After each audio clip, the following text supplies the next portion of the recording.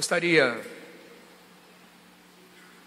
de propor uma reflexão a partir exatamente desta indagação que aqueles apóstolos estavam ali murmurando e que inicia todo esse pequeno diálogo, mas considero muito fecundo para o caminho daquele que deseja trilhar o seguimento de Jesus Cristo.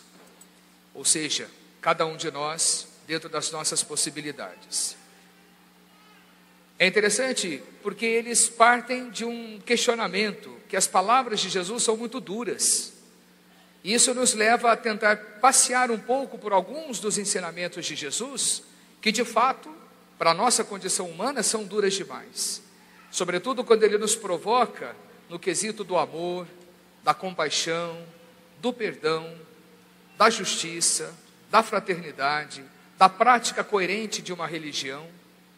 Então ele vai tocando alguns pontos que lá na nossa consciência, em algum momento, talvez também ele nos surpreenda e nos deixe um pouco assim, são palavras duras demais, Jesus. Como é que nós vamos fazer para seguir você? E aí, o que é mais fácil? A gente abandonar. A gente vai entregando os pontos, vai renunciando isso, vai deixando aquilo, porque é mais fácil a gente não se comprometer do que muitas vezes ter que levar, né? Muitas pauladas, mas viver esse caminho de fidelidade em Deus. E isso acontece com a gente. Você vai concordar comigo, tenho certeza. Sobretudo quem tem algum trabalho dentro da comunidade, um ministério, uma missão, vê como é fácil as pessoas do nada, não vou mais, desanimei, cansei, estou entregando. Já fui tanto tempo, agora não quero mais, né? Significa, eu vivi um tempo, agora... E o caminho do cristianismo, minha gente, é um caminho que propõe para nós o tempo todo essa perseverança. Jesus não negou a ninguém que o quis seguir, que esse caminho não seria fácil. Pelo contrário, ele fala de renúncias, ele fala de tomar cruz, ele fala de um comportamento que muitas vezes nós seremos perseguidos, e vai além, até mesmo dentro das nossas casas, por causa do reino de Deus. E aí ele vai dizer um dia, bem-aventurados aqueles que são perseguidos por causa de mim. Então você compreende que é uma perseguição aí.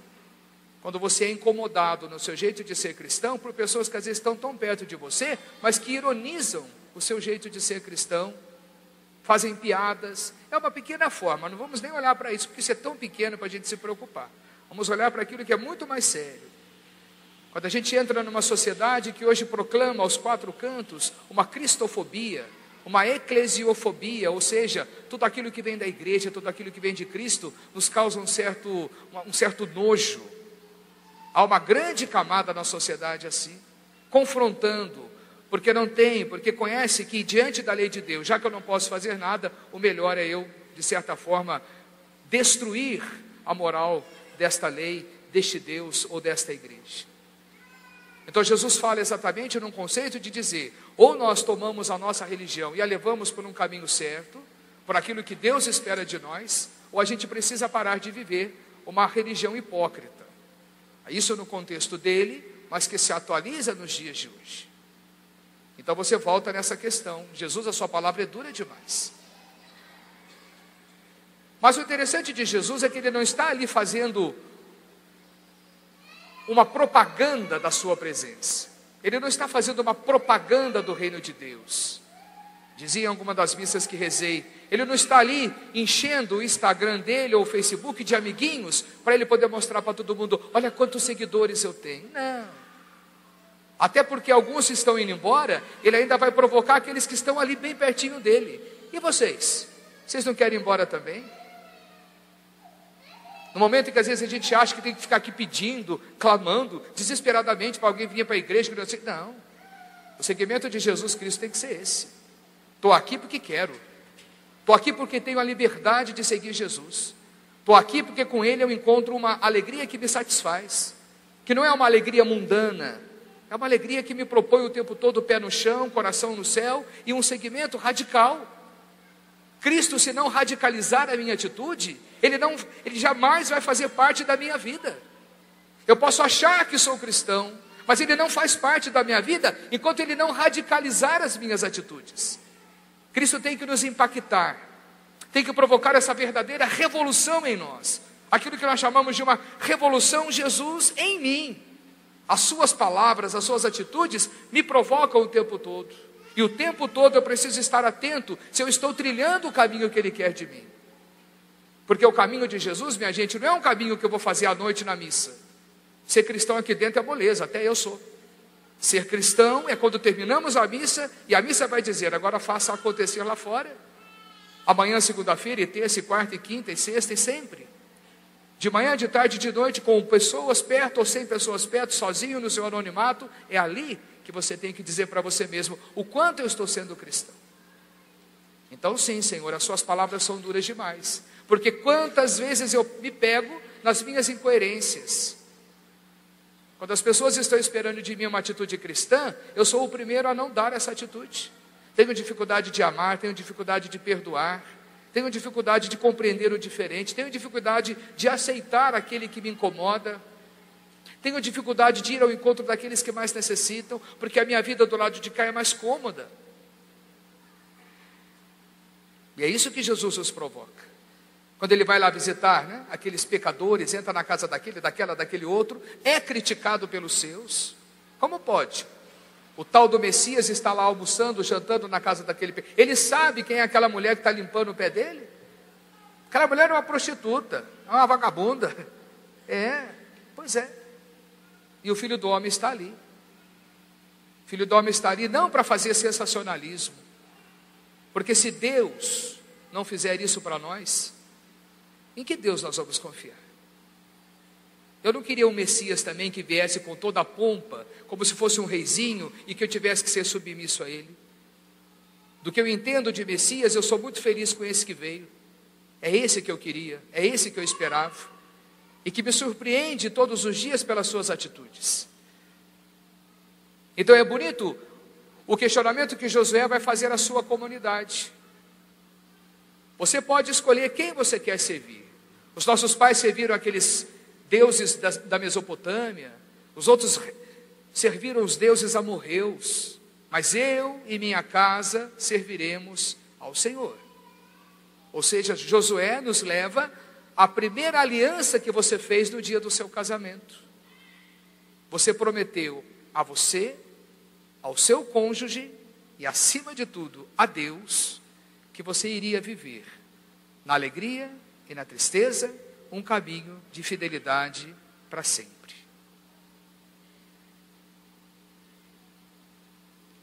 Eu e minha casa nascemos dessa aliança. Eu e minha casa nos alimentamos dessa aliança todos os dias. Eu e minha casa vamos ao templo para nos saciar desta palavra. Eu e minha casa trazemos o templo para dentro da nossa moradia, para que também dentro da nossa moradia a casa de Deus possa acontecer. Eu e minha casa rezamos juntos. Eu e minha casa celebramos a nossa fé.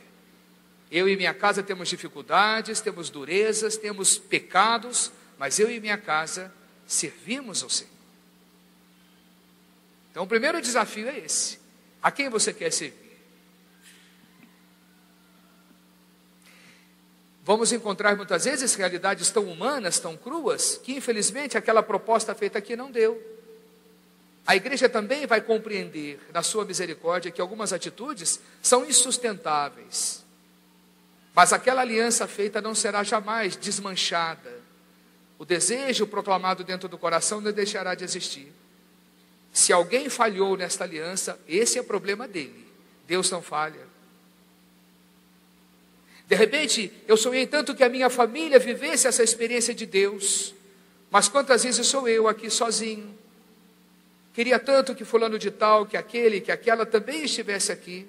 Quantas pessoas partilham comigo, padre, como eu gostaria que a minha família toda viesse para a igreja comigo.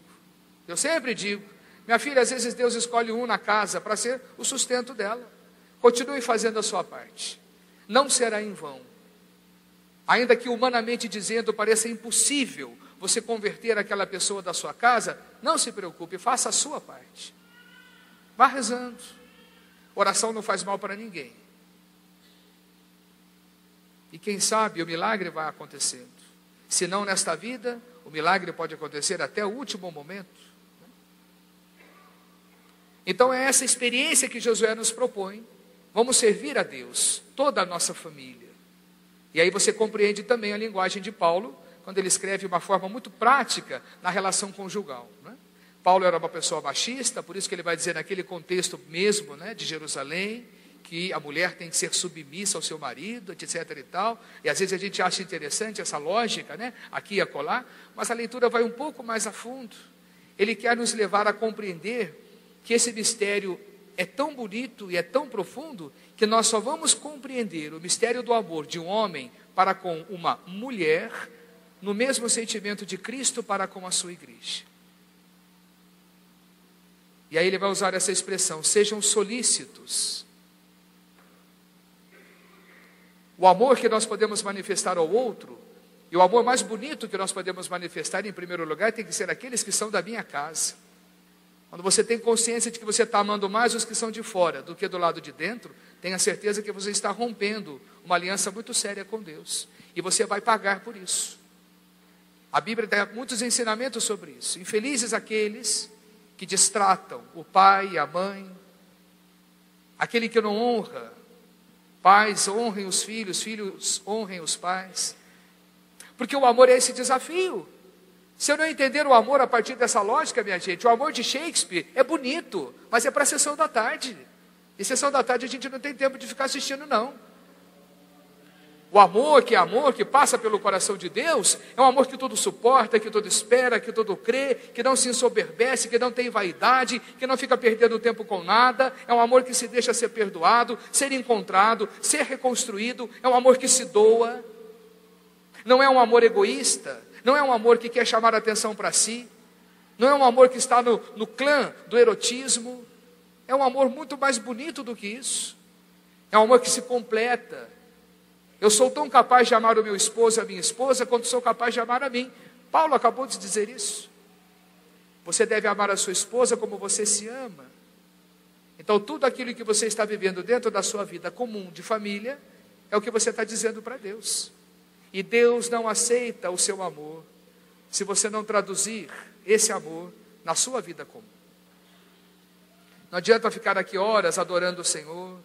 Não adianta ficar aqui fazendo misérias para que Deus tenha compaixão de você, se o seu amor não se traduzir. Porque Jesus falou isso. Qual é o maior de todos os mandamentos? Amarás o Senhor teu Deus de todo o teu coração, com toda a tua alma, com todo o teu entendimento. Mas esse mandamento pede um complemento. Amarás o teu próximo como... Portanto, se eu me amo, e não é um amor egoísta, não é um amor narcisista, eu me amo por quê? Porque Deus quer que eu cuide de mim. E é tão bom quando a gente consegue cuidar da gente. Porque se eu cuido de mim, quando eu estou chegando perto de você, eu tenho alguma coisa melhor para lhe oferecer. Se eu não cuido de mim, o que é que eu tenho para lhe oferecer? Repare naquelas pessoas que não cuidam delas, quando estão perto de você. É tão duro você ter que conviver com pessoas que não cuidam de si. Não tem nada para lhe oferecer. Como se fosse um monte. Ponto. Se eu cuido de mim, e esse cuidado, minha gente, é um cuidado geral. Desde você se arrumar mais ou menos bonitinho para vir na missa, né? É também um cuidado espiritual. Então eu estou dizendo a Deus: Deus, eu me amo, e eu cuido de mim. E esse amor que passa por mim é o amor que estou levando àquele e àquela que está perto de mim. Aí Deus estará feliz quando você falar para Ele: como eu te amo, meu Deus. Ele vai dizer: eu sei que você me ama, porque você ama aqueles que estão perto de você. Por isso que essa palavra é dura demais. Como é que nós vamos amar algumas pessoas que estão perto de nós, quando essas pessoas não merecem o nosso amor? Aí você vai dizer que o amor não é seu, o amor é dom de Deus. Então empreste o seu corpo, empreste o seu coração, empreste os seus olhos, sobretudo a sua língua, para que Deus opere em você. Comece a traduzir isso, minha gente, em coisinhas muito concretas. A primeira coisinha que você vai falar daqui a pouco, quando acabar a missa, perceba, é de Deus. A hora que você for sair feito louco desse estacionamento e alguém entrar na sua frente, ao invés de você falar aquela palavra tão bonita, tão comum do seu vocabulário, abra o vidro e diga: louvado seja nosso Senhor Jesus Cristo. Quando aquela pessoa cortar você ali no sinal, você está pronto para: Virgem Maria, salvai a minha alma. Minha gente, vamos pedir essa graça de Deus. Vamos ter a coragem de dizer como Pedro hoje: Senhor, a quem eu irei? Porque só Tu tens palavra de vida eterna. Porque existem alguns cristãos que não têm coragem de dizer isso para Deus. Senhor, a quem eu irei? Eu sei, eu venho um pouquinho aqui, mas eu tenho tantos outros lugares para eu ir. Eu sei que a Tua palavra é de vida eterna, mas tem outras palavras que me chamam mais atenção. Então, quem sabe hoje Jesus esteja esperando essa atitude minha. A quem eu irei, Senhor? Só Tu tens palavras de vida eterna. E eu não quero que nenhuma outra palavra seja maior do que essa. A Tua palavra me basta. A Tua presença me preenche, Senhor. Eu quero ser todo seu. E você vai perceber que quanto mais de Deus você for, você vai experimentar uma sensação maravilhosa, que até naqueles momentos mais difíceis da sua vida, você vai conseguir, de maneira muito equilibrada, muito serena, olhar os problemas, as dificuldades, os erros, já não mais da forma como você olhava antes. É Deus agindo em nós. É a certeza de que o Espírito Santo não sai de nós. Ele repousa continuamente em nós. Faça uso dele. Peça para valer isso. Senhor, eu não quero ir mais para lugar nenhum. Eu quero é ficar com você. Quero lhe escutar mais, quero lhe experimentar mais. Quero viver esse discipulado sabendo de que este caminho é duro demais. Mas eu também quero que o Senhor me dê a fortaleza de enfrentar esse caminho duro. Porque eu sei que o ponto final dele é um lugar maravilhoso em que poucos chegarão, mas são aqueles que são vitoriosos. Quem sabe esses vitoriosos estejam todos aqui nesta noite. Louvado seja nosso Senhor Jesus Cristo.